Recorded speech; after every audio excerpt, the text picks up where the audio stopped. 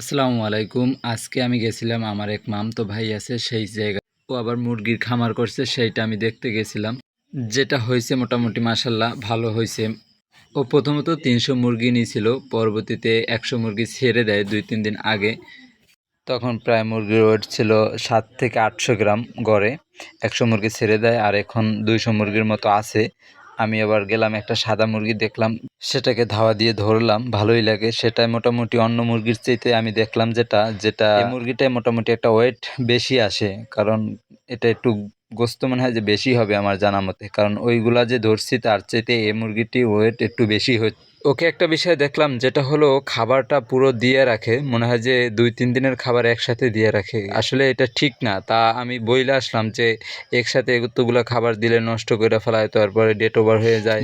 অল্প অল্প খাবার দিবি যাতে মুরগিও ভালো থাকবে এবং ভালো খাবে। তারপর আরও কিছু দেখলাম, যেটা হলে নিচেরও মল পরিষ্কার করে না, এখন পর্যন্ত করে নাই। যদিও বৃষ্টি যখন হয় তখন একটু ভিজে থাকে, এখন ফ্যান চলে বিধায় শুকনো থাকে, সমস্যা হয় না। আমি দেখি তারপর সমস্যা হয় না, তারপরও করা উচিত, কারণ পরিষ্কার রাখলে দেখা যায় জীবাণুটা কম থাকে, মুরগিটা ভালো থাকে, রোগ ব্যাধি কম হয়।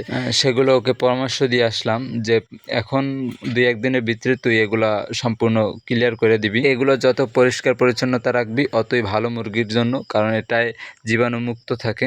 যাই হোক, ওর জন্য সবাই দোয়া করবেন, ওর ব্যবসার জন্য আল্লাহ বারাকা দান করেন, আর আমার জন্য সবাই দোয়া করবেন। আমিও ভবিষ্যতে যেন অনেক বড় কিছু আপনাদের সামনে তুলে ধরতে পারি। আজকের মতো এ পর্যন্তই। আল্লাহ হাফেজ। আসসালামু আলাইকুম ওয়া রাহমাতুল্লাহি ওয়া বারাকাতুহু।